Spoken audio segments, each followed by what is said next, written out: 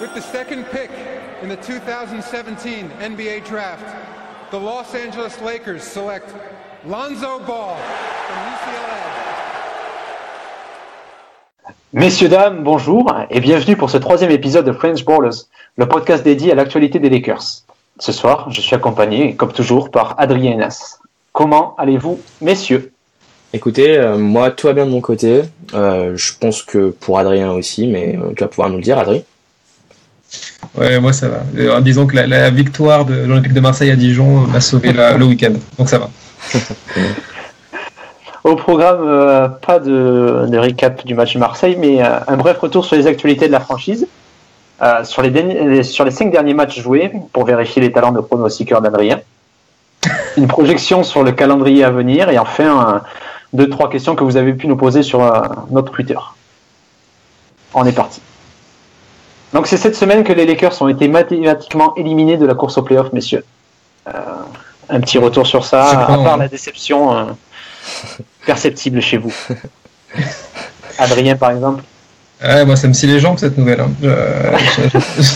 J'étais persuadé qu'on allait jouer ces playoffs et là c'est un drame. Non, écoutez, oui, non, c'était prévu. C'était prévu. Moi c'est pas tant le fait qu'on va pas jouer les playoffs, mais plutôt le nombre de victoires à la fin de la saison qui risque soit de me chagriner, soit de me réjouir. Moi, rapidement, ouais, ça n'a pas été la nouvelle qui a spécialement marqué mon début d'année 2018. Honnêtement, c'était juste mort, quoi. Du coup, un peu pareil qu'Adrien pour le coup. Ce serait bien juste qu'on soigne notre winning record. Et puis bon, les playoffs, on en reparlera plus tard, mais peut-être la saison prochaine, mais voilà. Après, je trouve ça rassurant qu'on soit éliminé fin mars et non début décembre, comme c'était le cas de ces dernières saisons. Ça, c'est clair. Puis bon, messieurs, on pourra se consoler avec les playoffs de G-League, vu que les South Bay Lakers sont affrontés OKC. C'est vrai qu'on n'en parle pas assez. Ce serait bien qu'on fasse le doublé quand même, et le vrai doublé, hein, le Summer League et G-League. Voilà, ça c'est de la classe. NBA. Là, tu sens le niveau de la franchise, les ambitions au top, quoi. Mené par un Travis Ware jordanesque. Oui, mais comme en Summer League, hein, c'est à peu près les mêmes effectifs. Hein. C'est ça, exactement. Côté effectif NBA, à noter les retours, messieurs. Les retours, puisqu'après 5 matchs d'absence, Brandon Ingram a réintégré le roster lors du match face à Dallas. Donc il était annoncé dans un premier temps, si j'ai bon souvenir, face à la Nouvelle-Orléans. Et finalement, retour 3 matchs plus tard. Qu'attendre du Tiny Dog sur cette fin de saison, messieurs? Nas, par exemple? Alors déjà, visiblement, on peut rapidement évoquer un article de Lakers Nation de tout à l'heure qui expliquait que visiblement il s'est fait mal au cou en fait. Alors il a eu un petit test de concussion pour son cou qui est revenu négatif, mais visiblement dans la défaite aux Bucks contre les Bucks, visiblement c'est pour ça qu'il est sorti pendant l'overtime. Du coup en fait la question c'est de se dire est-ce qu'il va revenir finalement au moins au prochain. Je pense pour les prochains qu'il reviendra, mais peut-être pas pour le prochain.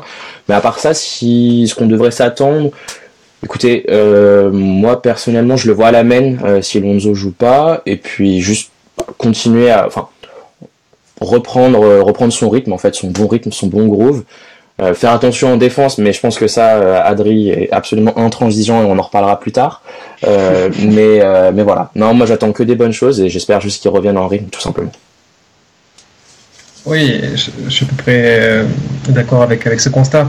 C'est très très bien qu'on récupère 2 joueurs sur les postes 3 et en l'occurrence même 2 pour Josh Hart et 1 pour Brandon. Surtout au moment où on repère à nouveau Lonzo. Donc ça c'est déjà bien. Mais après, à quel niveau ?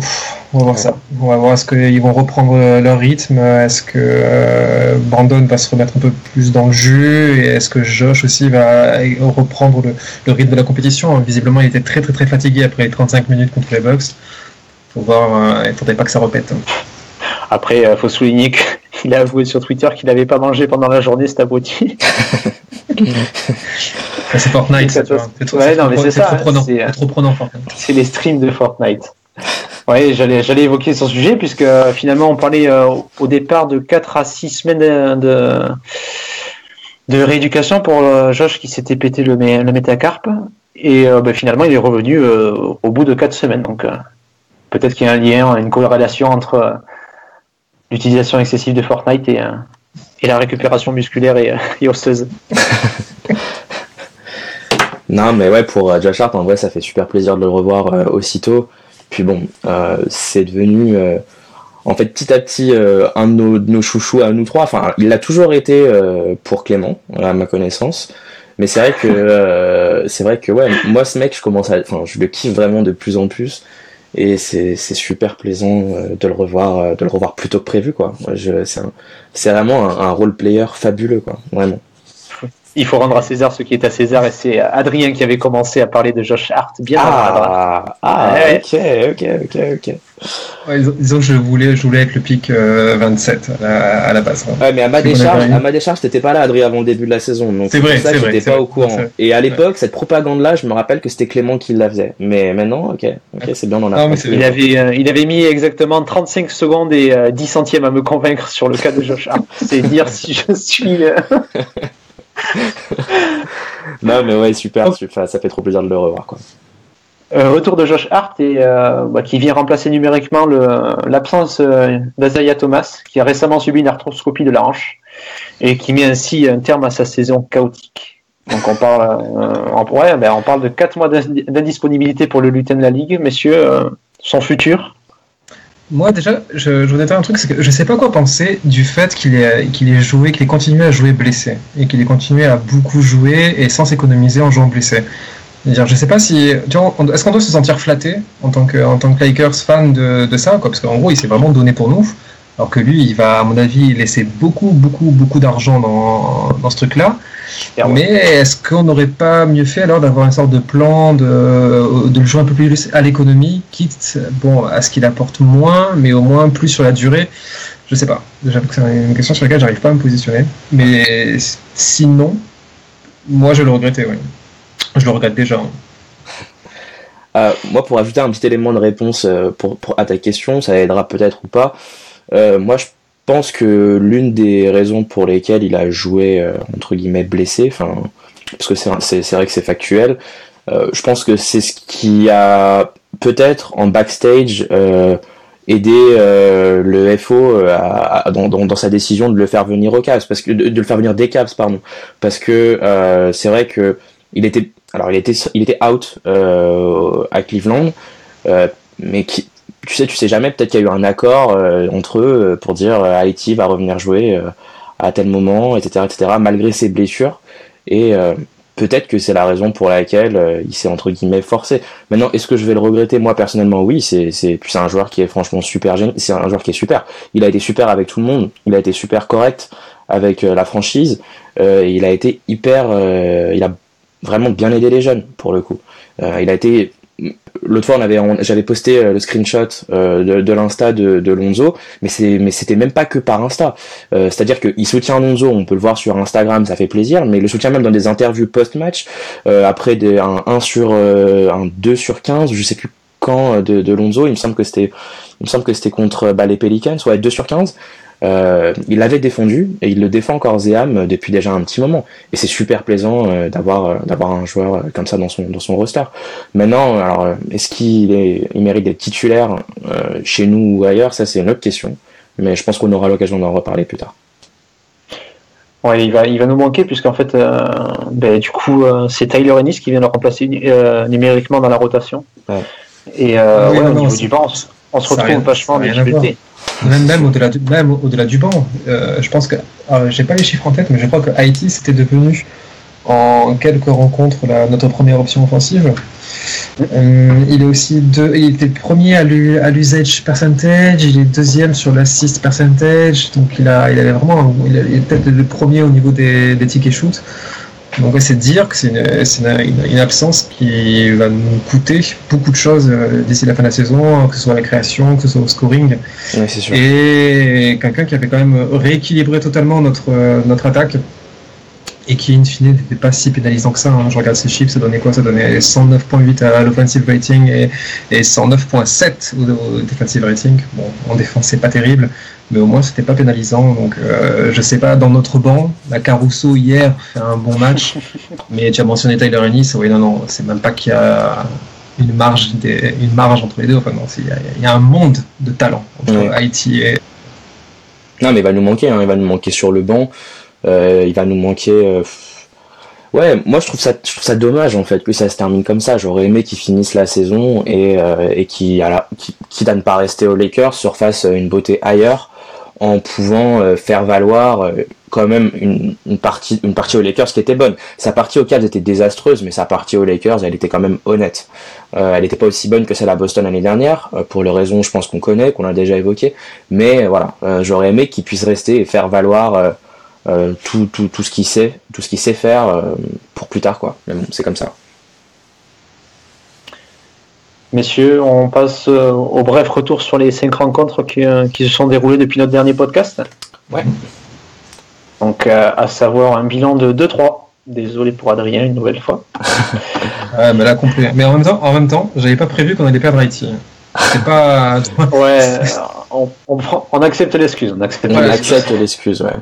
Bah, tu vois, j'avais dit, ok, le premier match face aux Pels, ok, on le perd, c'est normal, mais les 4 autres sont prenables, et pour les 4 autres, il n'y a pas Haïti. Donc, ouais.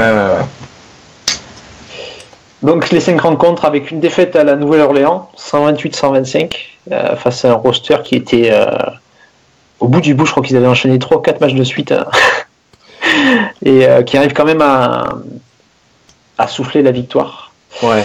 On se rattrape ensuite avec une victoire 100-93 à Memphis, donc attendu face à une équipe dont les objectifs ne sont pas les mêmes que les nôtres. Défaite 112-106, il me semble, à Détroit, si je dis pas de bêtises, si vous confirmez. Ouais, c'est ça. Ouais, 112-106. Et ensuite, retour à la maison avec une victoire 103-93 face à Dallas. C'est une défaite, courte défaite hier soir, 124-122 après prolongation face à Milwaukee. Yes. Adrien, est-ce que tu veux commenter ces matchs, ton ressenti par rapport à ces 5 matchs? Un ressenti global. Il y a 2 manières de voir cette série. Il y a le verre à moitié plein et le verre à moitié vide. Le verre à moitié plein, c'est se dire on a encore fait 5 matchs extrêmement disputés. Et c'est vrai, tous, on a encore une overtime hier et il n'y a pas un match où on a été largué. Et après, il y a le fait de le voir à moitié vide, parce qu'on aurait pu très bien avoir 5 défaites. Mais les victoires sont très limites. Ce qui s'est passé à Memphis, on a encore un gros écart. On doit être à moins 16, moins 17, voire plus, face à Memphis. Et il s'écroule. Alors, est-ce que c'est notre défense qui s'est réveillée, ou est-ce que c'est d'un coup l'attaque de Memphis qui s'est éteinte? Je saurais pas comment l'expliquer. C'était pas aussi flagrant que ce qu'a fait Carlisle. C'est parce que la victoire contre les Mavs, elle est uniquement due au fait que Carlisle lâche le match. C'est du tanking, c'est un cas d'école. Dire voilà, messieurs les entraîneurs, quand vous voulez perdre un match, que vous avez bien en main, faites ça. Vous faites rentrer l'équipe C et c'est ça ce qui se passe. Donc, passé cela, on perd contre des Pels qui sont en back-to-back-to-back. On perd contre des Bucks également qui sont en back-to-back. Et face aux Pistons, on fait une équipe qui était normalement à notre portée. On lâche complètement prise à la fin du 4e carton. Donc moi je suis pas très content. Honnêtement, je suis pas content de ces 5 matchs-là. J'ai l'impression qu'on perd l'identité qui était la nôtre depuis le début de la saison, c'est-à-dire cette grosse solidarité défensive. J'ai l'impression qu'on a des matchs où on cherche plus à outscorer l'adversaire plutôt qu'à le gêner continuellement par une défense et par notre solidarité. Et ça se ressent dans les chiffres. On est 21e au defensive rating sur les 5 derniers matchs. On est les 28e sur les points des adversaires qu'ils inscrivent dans la peinture, et on est également 28e sur les points concédés après perte de balle. Donc c'est dire si on paye cash à la moindre de nos erreurs et qu'on n'est plus du tout attentif à ce qui se passe à l'intérieur. Voilà.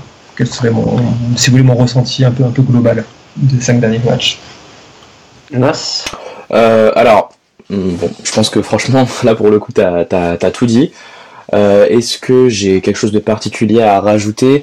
Ouais, pour le match des Pels, c'est vrai que eux ils étaient en back to back quand ils sont arrivés contre nous, mais faut pas oublier le fait que notre roster était quand même particulièrement appauvri et on fait jouer que 8 joueurs au final avec uniquement 5 minutes pour Zubac qui est... Du coup on se retrouve avec un Lonzo qui joue 44 minutes, qui fait un match particulièrement mauvais. Maintenant c'est toujours pareil, hein. Il a été blessé pendant longtemps, il revient finalement il y a pas si longtemps que ça et il se retrouve... Pardon ? Il se reblesse aussi récemment. Ouais, il se reblesse récemment. Mais en fait, il se reblesse récemment. Au final, ça, on sait pourquoi. Hein. On sait pourquoi. Il joue 44 minutes contre les Pelicans. Ok, on a un roster qui est pauvre, mais à un moment donné, tu peux pas le faire jouer aussi longtemps que ça. À un moment donné, il faut faire autre chose, quoi. Il joue 44 minutes contre New Orleans. Il en fait 42 contre Memphis. Il en fait 43 contre Détroit. Il en fait 24 contre les Mavs parce que boum.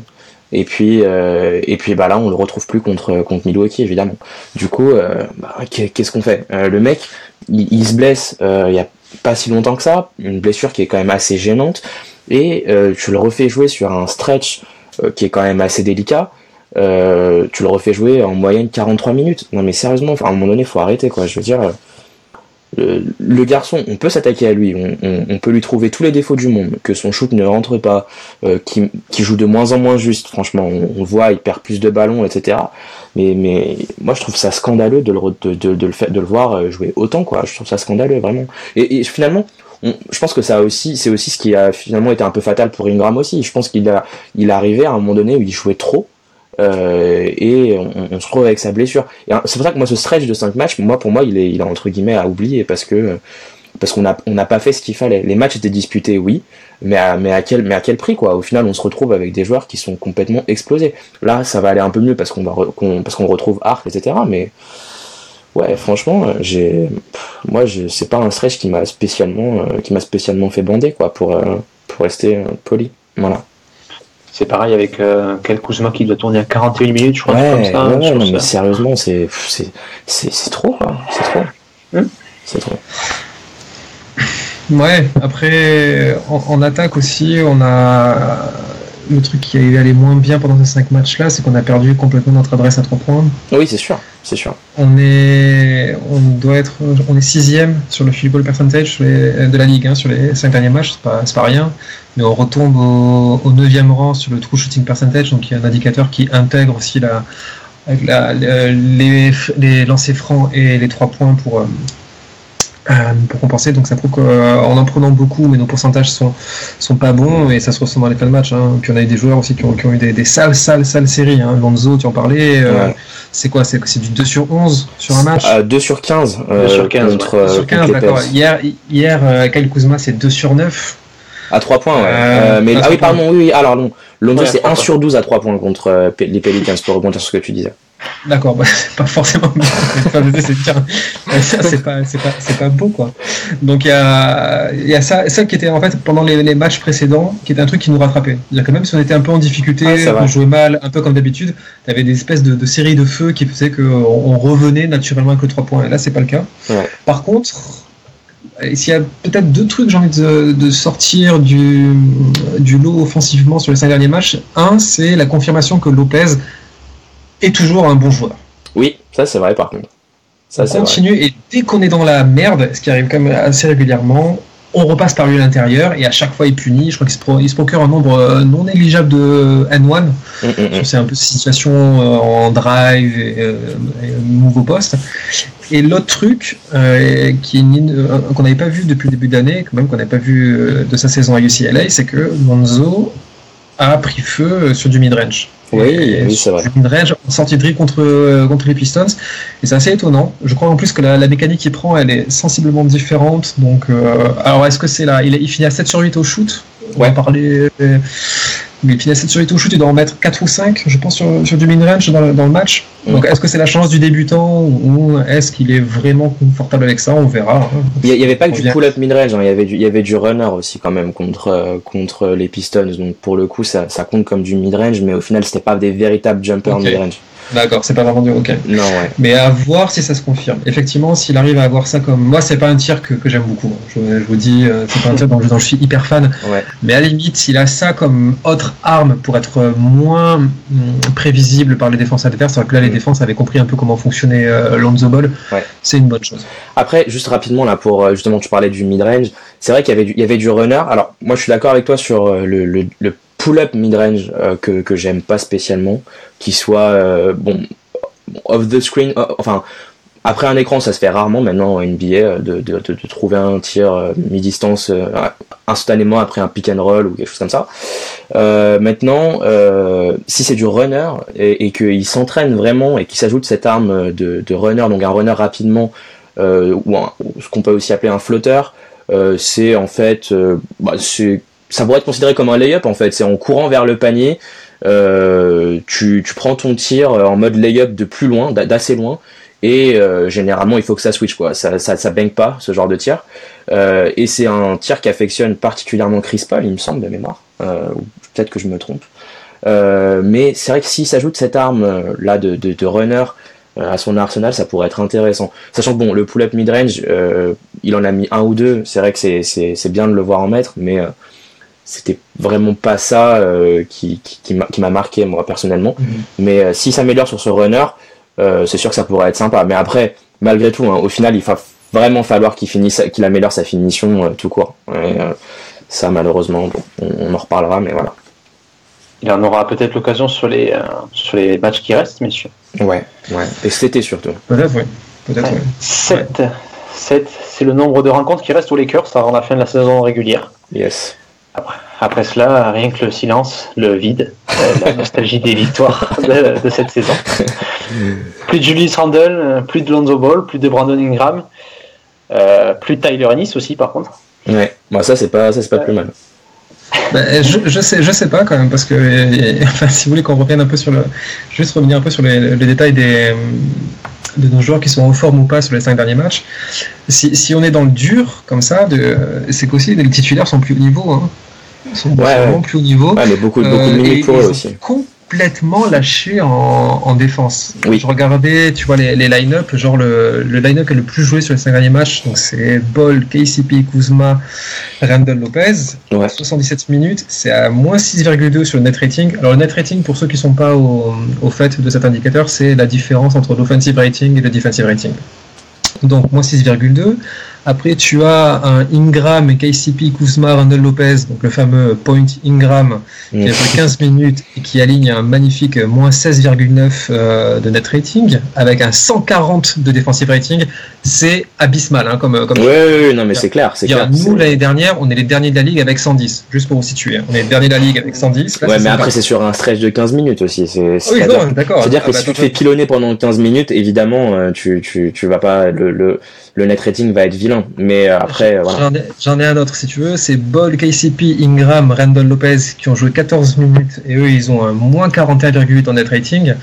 Et le seul qui s'en sort bien, et vous allez voir quel est l'intrus qui se cache dans le line-up, c'était Ball, IT, KCP, Kuzma, Randle, et eux ils ont joué 10 minutes et ils ont un net rating de plus 15,1. Voilà. Ouais, mais après, alors attends, là tu me dis qu'ils ont un plus 15,1, mais ils avaient combien en defensive rating? Parce qu'ils peuvent très bien pilonner en attaque et aussi se faire ouvrir en défense, mais juste mieux pilonner en attaque. On était dans les 100. On était pilonner en attaque. Ouais, okay. Dans les 100 sur le defensive rating. Donc tu as un truc un peu normal avec IT, hein, rien de scandaleux. Okay. Et là, je voulais souligner, parce que vous n'avez pas de Tyler Ennis, c'est quand même, il faut parler du fait que, à cause des blessures, effectivement, que Walton a dû tester des line-up un peu étranges. Il fallait essayer un peu des rotations avec les hommes dispo. Et hier, ça marche bien avec le line-up South Bay Lakers, en fait. Vous avez, par exemple, donc Caruso, Ennis, Travis Ware, Kuzma, Zubats ont joué 7 minutes. Ah, le bâtard, il a mis Kuzma dans le line-up qu'il a intitulé South Bay Lakers, quoi. C'est pour vous dire à quel point il le déteste. Ouais.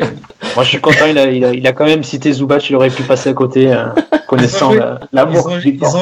Ils ont joué 7 minutes, ils ont un net rating de plus 35,4 avec un defensive rating de 36.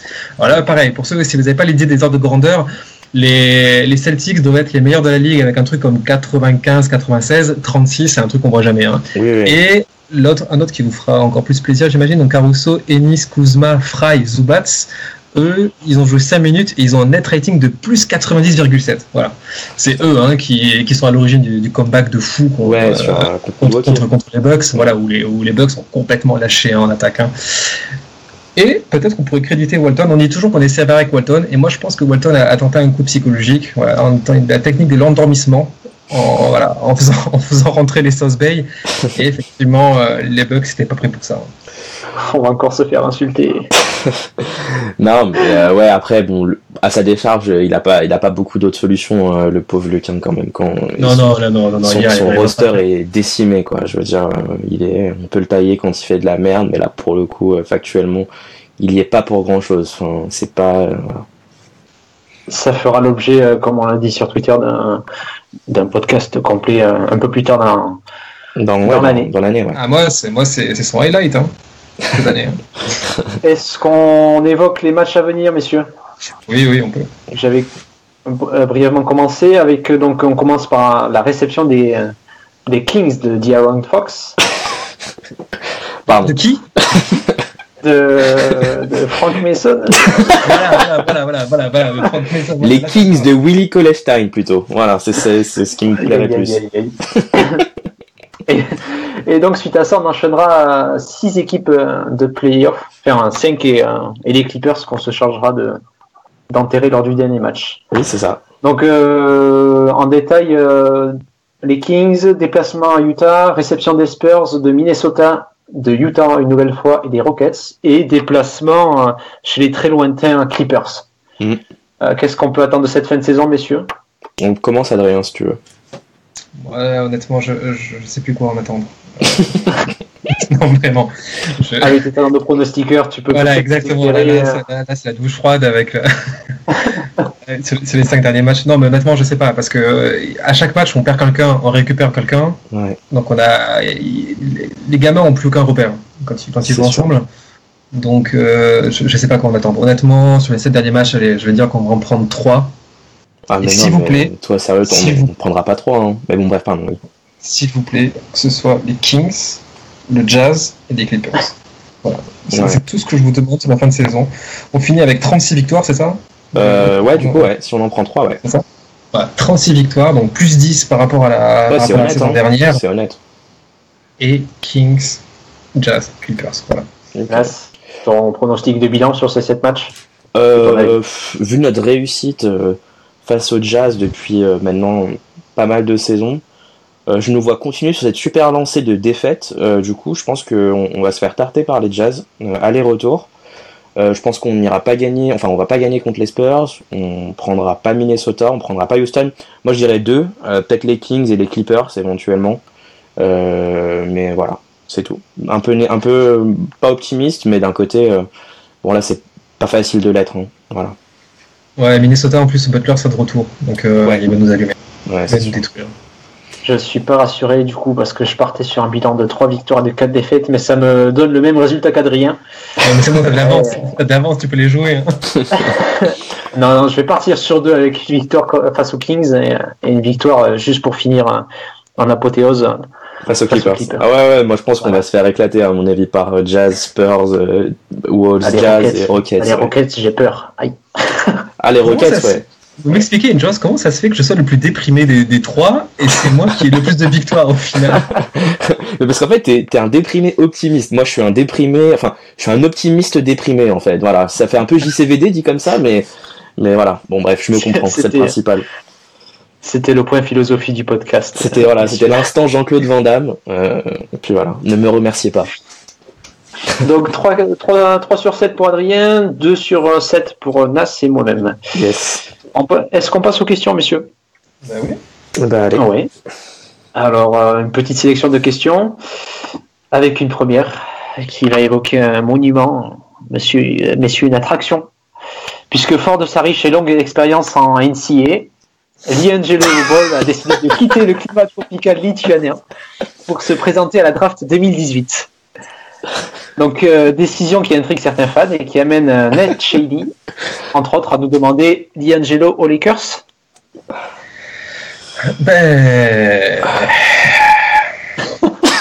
Alors, je prends la parole sur D'Angelo parce que je pense que c'est un point qu'il faut traiter avec beaucoup de sérieux.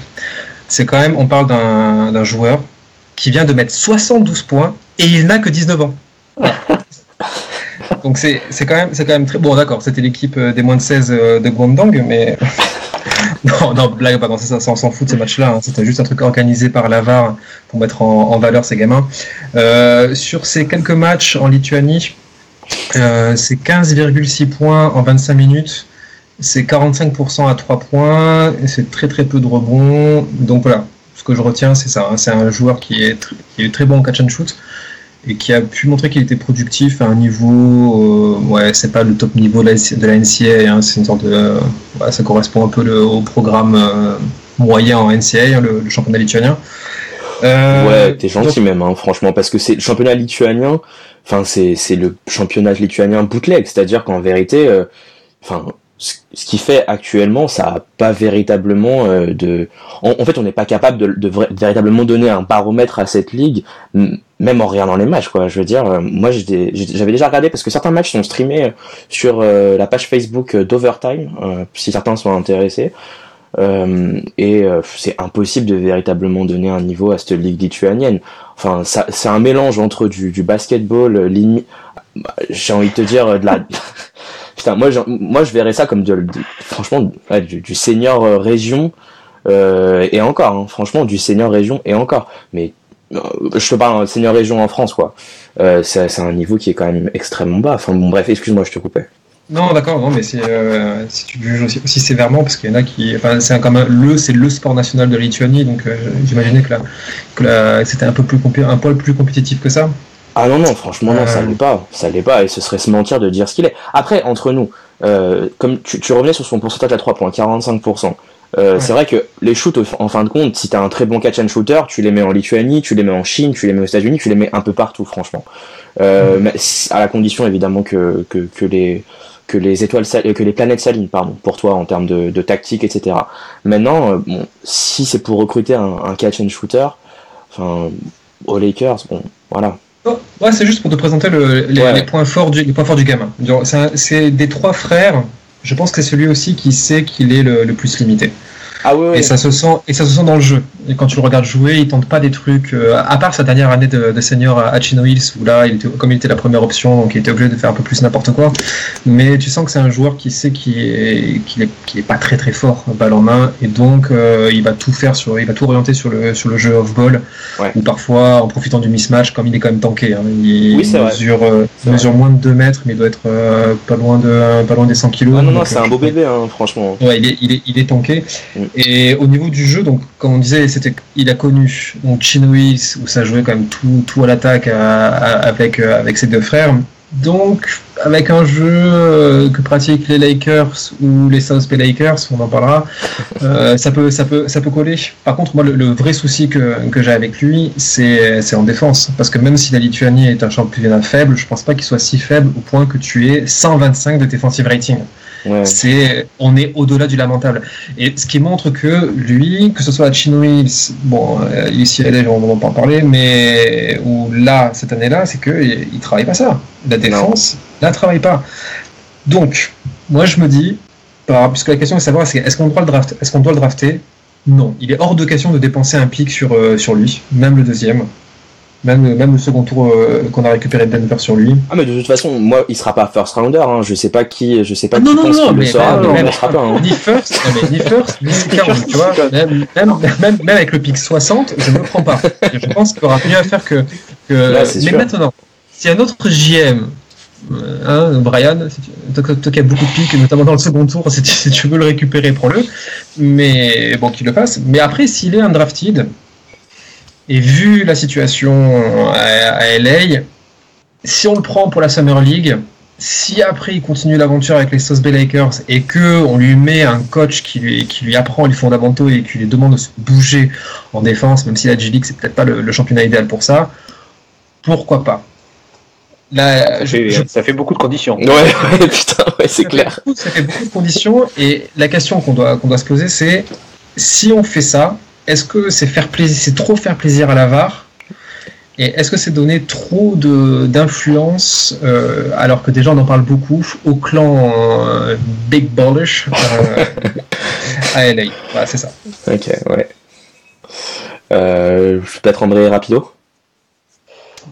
Bah oui, ouais, alors ouais. Je veux peut-être parler vite fait de Liangelo, parce que j'ai pas vraiment eu le temps de. J'ai juste eu le temps de lui chier dessus, quoi. Mais non, mais brièvement, pour Liangelo, déjà comme tu disais, hein, c'est le moins gifted entre guillemets des trois frères Ball, hein, tu le sens. Alors que pour le coup, le gamin, j'oublie tout le temps son prénom, comment il s'appelle? Putain. Lamelo. Merci, Lamelo. Pour le coup, Lamelo, franchement, il a quand même un petit truc. En attaque, hein, pas en défense. Attends, juste, je t'interromps. Tu l'as vu la phrase du coach lituanien sur lui? Il a dit on peut pas contrôler ce petit singe, un truc dans le genre. Putain. Surtout qu'en plus, et franchement, tu te demandes comment le mec il le pensait quand tu sais que voilà, en Lituanie, c'est pas spécialement les enfants de cœur non plus. Mais non, mais ouais, il a un petit truc. Le Lamelo, il joue il est très bon avec le ballon dans ses mains, c'est-à-dire qu'il touche très bien son ballon. Mais pour revenir rapidement, ouais, non, sur Liangelo, il sera, à mon avis, je le vois très très mal être drafté par quiconque en NBA, hein, même s'il se présente à la draft. Se présenter, c'est pas tout, quoi. C'est pas parce que tu te présentes à la draft et que tous les médias sont au courant qu'un GM va prendre le risque de te prendre si tu montres pas ce qu'il faut montrer. Il y a quand même un minimum, et ouais, à la rigueur, si on se retrouve si toutes les planètes s'accordent, comme tu disais, sur tes différents si, en passant par la G-League, etc., à la rigueur, pourquoi pas. Moi, j'ai envie de te dire, l'avare ou pas l'avare, s'il montre qu'il peut jouer, pourquoi pas. Mais moi, je suis pas spécialement optimiste à ce sujet. Du coup, voilà. Deuxième question, messieurs. Ouais. Vu qu'il nous reste un peu de temps. Une question qui nous est de Ingram Isbay, qui nous demande les playoffs l'année prochaine. Je vais peut-être démarrer rapido. Les playoffs l'année prochaine, pour moi, ce serait why not. Évidemment, ça dépendra finalement. On devrait finalement répondre à cette question plutôt au début de la saison prochaine, une fois qu'on aura un roster prêt et pratiquement définitif. Maintenant, je pense qu'on peut éventuellement accrocher un huitième seed, même sans gros free agent cet été. Je parle de Paul George ou Kawhi, du coup, qui serait sur un trade, mais pas sur de la FA, mais sur un trade. Je pense qu'on pourrait le faire. On pourrait le faire, ouais. Franchement, oui. Oui, ma réponse est oui. À condition de lâcher un deuxième tour de draft, Ivica Zubac, Thomas Bryant et un poster dédicacé de Kobe. Ouais, voilà. Il est hors de question de donner plus pour Kawhi, qui est un joueur blessé et très très surcoté. Bref. Passons à autre chose. Ouais, du coup, Adri, tu t'en penses quoi, toi, des playoffs pour la saison? Non, je suis 100% d'accord avec toi. J'ai aucun mot à rajouter. Bon, et bah, ok. On a peut-être le temps de faire rapidement une troisième question. Et bah, allez.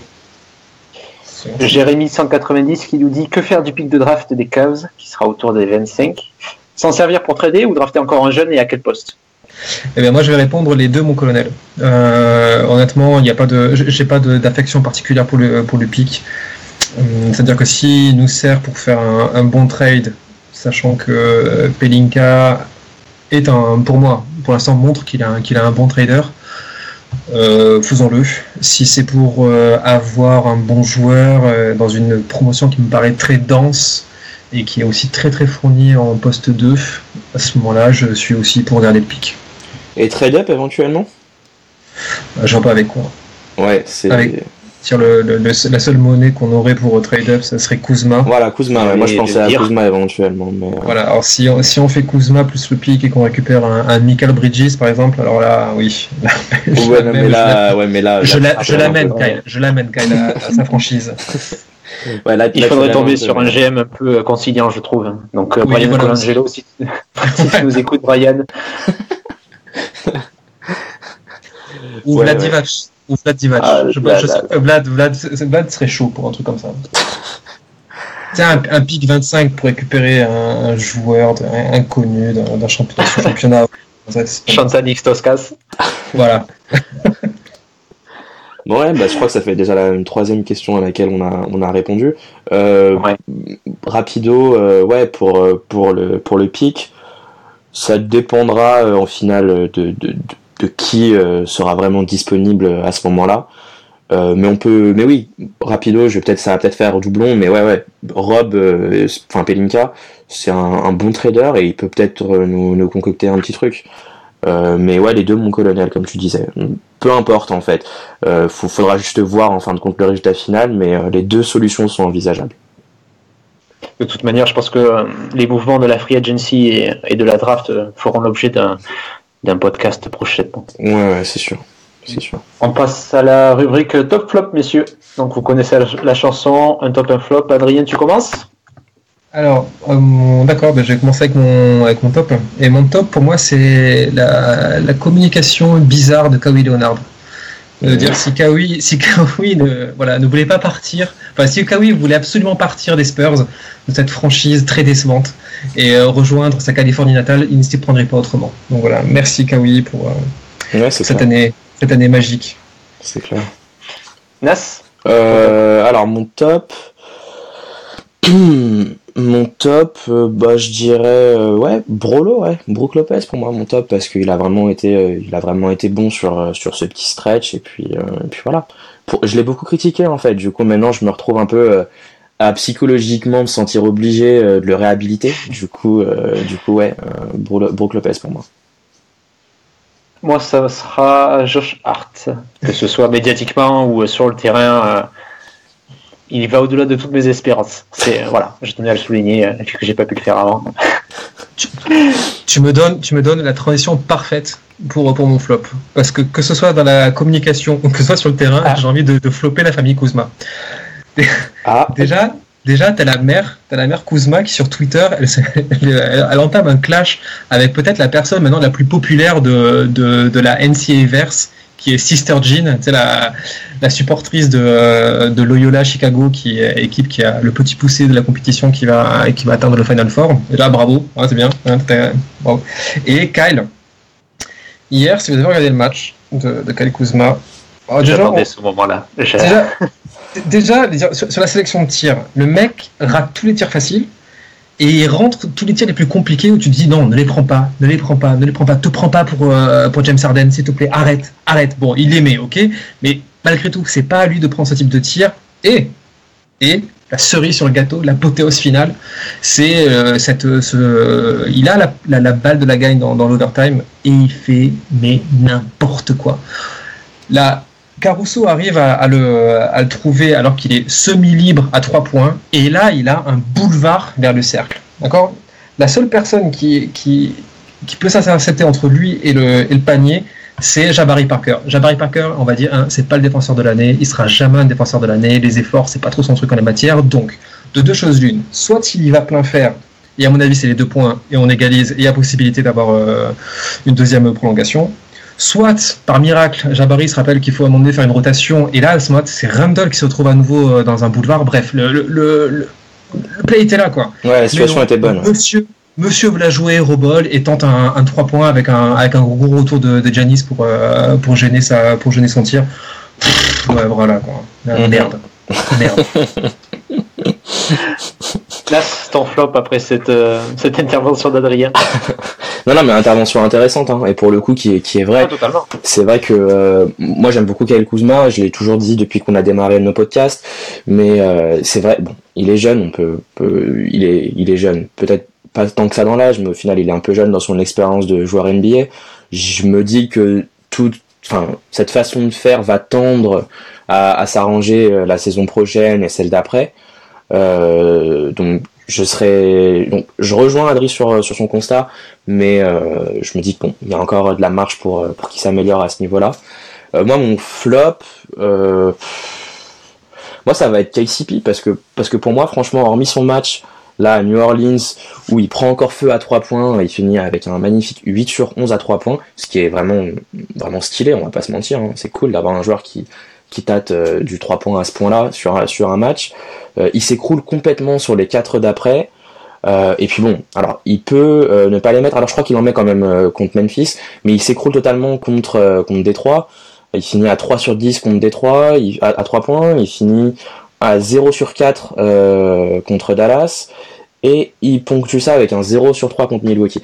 Alors, c'est vrai que si tu te retrouves à tenter autant de 3 points contre New Orleans et à en mettre autant, à un moment donné, quand tu vois que ça rentre plus, juste arrête l'hémorragie et stop, ça suffit. Et alors bon, à 3 points, c'était pas terrible, et surtout en défense, c'était pas terrible, et j'ai l'impression qu'il donne moins sur cette fin de saison qu'il le faisait en début et un peu avant. Du coup voilà, mon flop ce serait KCP. Peut-être un peu méchant, mais voilà. Non, tout à fait. Alors, surtout hier en plus. Hier il en fout pas une en défense. Comme tu dis, il rate quand même des tirs que normalement il devrait mettre. C'est sûr. Et il trouve le moyen de se faire exclure. Ah ouais, putain, bref. Bravo quoi. Bravo mec. Ouais, c'est ça, à 16 minutes, c'est quand même assez débile quoi. Mais bon, bref. Et mon flop pour moi, ça sera. Ouais, ça désignera personne, ce sera les blessures qu'on subit depuis un certain temps. Ouais, voilà, moi j'ai failli mentionner comme flop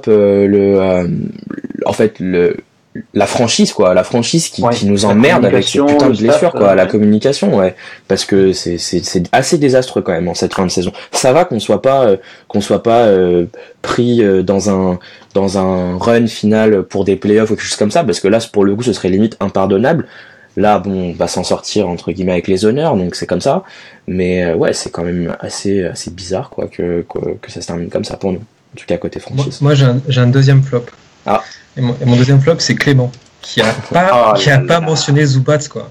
Le mec qui fait le match de sa carrière hier. Ouais. C'est l'artisan, c'est le sauveur. C'est gros bon, rappelons-le. Voilà, Mr. Comeback contre les Bucks. T'en parles pas. Ouais. Non, j'ai beaucoup trop d'affection pour Josh. Ah bah écoute. C'est sur une série plus étendue. Zubac avait un peu de mal sur le terrain ces temps-ci. On l'avait évoqué d'ailleurs sur le dernier podcast, il me semble. Bah écoute, moi je pense que c'est bon pour celui-ci, hein, pour ce chapitre 3. Tout à fait. Bon. Un dernier mot pour clore ce dernier numéro avant la fin de la saison régulière du coup. Ouais, moi je vais faire juste un petit bonjour, un big up à Kouz, qui est un de nos followers, qui est un des followers les plus fidèles pendant les live tweets, qui commente et qui est là pour partager les émotions du matin. Alors je crois que son tweet name c'est Lyonnais quelque chose, il me semble. Hein. Son handle, voilà. Pardon. Son handle c'est Lyonnais quelque chose. En tant que Marseillais, je retiens juste Kouz. Ouais. Ok, je te comprends. Fair enough. Moi, un petit mot rapide. J'ai pas grand chose à dire. J'espère. Je sais pas si Fox va jouer contre nous. Je sais pas s'il est pas blessé. Je connais pas du tout son statut vis-à-vis de lui. Mais j'espère qu'il va se vautrer. Et voilà, ce sera mon dernier mot. À voir si Lonzo Ball joue, vu qu'il a totalement peur du jeune meneur de. Ah oui, soi-disant. Putain, on va l'entendre encore ça aussi. Hein, ouais, c'est vrai, on va l'entendre s'il joue pas. Moi, j'aimerais saluer et souhaiter bonne chance à tous les fans de la franchise qui se battront dans les jours qui vont venir pour l'objectif primordial d'une saison NBA, messieurs, à savoir le numéro 1 de draft. On est passé par là dernièrement et je souhaite beaucoup de courage aux habitués, donc les Suns. C'était pas aussi acharné pour nous les années précédentes. Hein. Là, c'était quelque chose. Hein. Ouais, là, il y a quand même du niveau. On n'aurait pas pu participer. Enfin, on n'aurait pas pu concurrencer ces grosses pointures là. Non, donc clair. Les habitués, les débutants de ce jeu. Memphis. Il y a des Memphis, Atlanta qui débutent aussi cette année. On leur souhaite beaucoup de chance. Mais ils débutent, mais ils ont la chance du débutant parce que ça marche bien. Oui, il y a quand même du niveau là aussi. Il y a l'expérience certainement du coach et du front office qui joue pourtant avec un super bon. Et les Mavs, on n'a pas cité les Mavs quand même, qui sont particulièrement bons à ce jeu-là quand même, hein, quand ils le veulent. Vous savez quoi, je suis presque nostalgique de l'état de stress dans lequel j'étais plongé à quelques secondes de la loterie et de la monstre de la draft. C'est vrai que ça remonte, hein, ça finalement. Tu sais que j'hésite à la regarder, hein, la loterie, pour me rappeler ces bons moments-là. Ouais, c'est sûr. Et puis une petite dédicace aussi à Brooklyn qui tank en fait malgré eux. C'est-à-dire que eux, ils font tout pour gagner mais ils n'y arrivent pas. Et puis ils vont peut-être se retrouver finalement avec un petit pactole sympathique sans même le vouloir quoi. Et petit bonjour à D'Angelo au passage. Et qui ne leur reviendra même pas dans les mains, putain. Ouais, Terrible. c'est ça. Il y a toujours Orlando qui est là. Tu vois, là, il y a de la persévérance quand même. Putain, c'est clair. Bon, on va arrêter de se moquer, c'est pas bien parce qu'on n'est pas au niveau Non, c'est sûr. historique. Ouais, on n'est pas encore en playoff. Non, on n'est pas encore en Messieurs, ce 3e numéro s'achève du coup. Yes. À bientôt tout le monde. Je vous souhaite une bonne soirée et À bientôt. à bientôt pour le prochain numéro, messieurs. Au Allez, revoir. à bientôt. Ciao.